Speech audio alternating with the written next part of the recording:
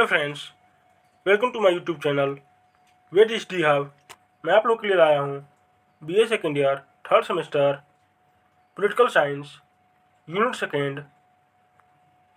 Chapter है अर्ध संघात्मक व्यवस्था, जिसके मुख्य टॉपिक हैं संघात्मक शासन प्रणाली का अर्थ एवं परिभाषा, संघात्मक शासन व्यवस्था के लक्षणों की विवेचना, राजनीतिक दल, राजनीतिक दलों की विशेषता, पार्टी प्रणाली के प्रकार।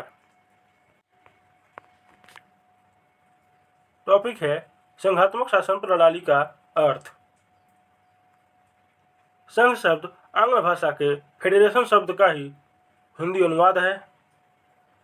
फेडरेशन शब्द लैटिन के शब्द फोडस से बना है। फोडस का अर्थ संधि या समझौता है। संघात्मक शासन प्रणाली की परिभाषा। संघात्मक शासन उस प्रणाली को कहते हैं जिसमें राज्य शक्ति संविधान द्वारा केंद्र तथा संघ की घटक इकाइयों के बीच विभाजित रहती है। टॉपिक है संघात्मक शासन व्यवस्था के लक्षण। संघवाद का मूलभूत सिद्धांत है शक्तियों का विभाजन। आमतौर से संघ व्यवस्था के 3 लक्षण या 3 तत्व माने जाते हैं। पहला है संविधान की सर्वोच्चता, दूसरा है शक्तियों का विभाजन, तीसरा है न्यायपालिका की सर्वोच्चता।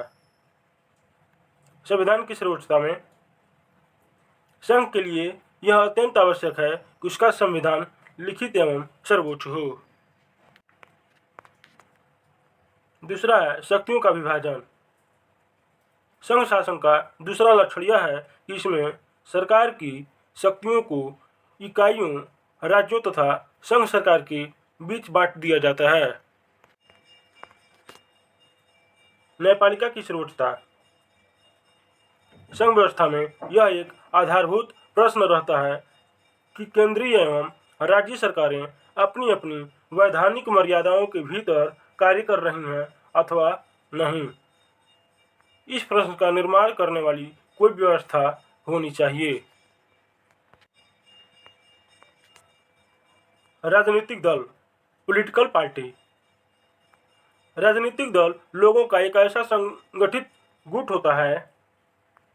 राजनीतिक दल के सदस्य किसी भी विचारधारा में विश्वास रखते हैं या समान राजनीतिक दृष्टिकोण रखते हैं। यह दल चुनाव में उम्मीदवार उतारते हैं।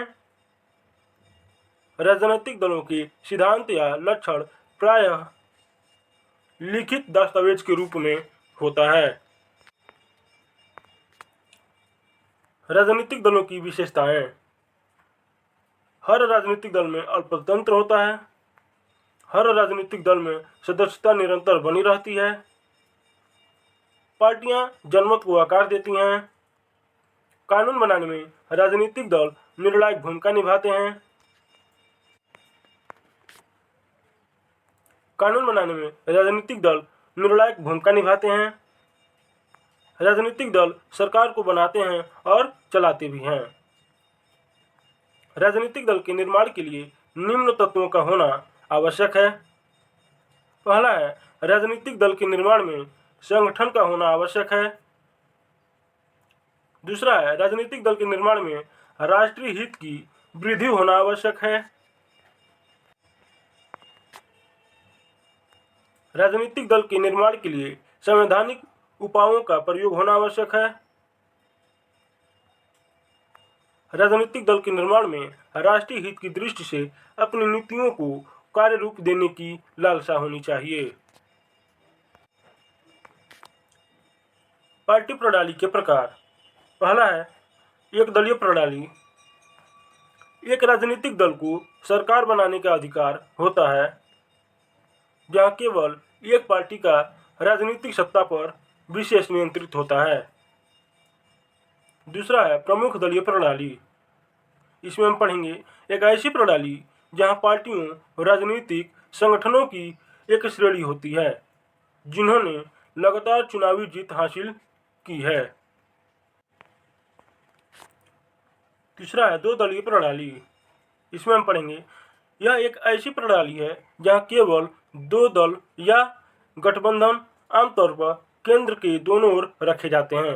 अन्य पार्टियां बहुत मामूली या पूरी तरह से क्षेत्रीय हैं, जैसे संयुक्त राज्य अमेरिका। चौथा है बहुदलीय व्यवस्था। इसमें हम पढ़ेंगे यह एक ऐसी प्रणाली है जिसमें कई राजनीतिक दल अलग अलग या गठबंधन में सरकारी कार्यालयों पर नियंत्रण हासिल करने की क्षमता रखते हैं, जैसे भारत।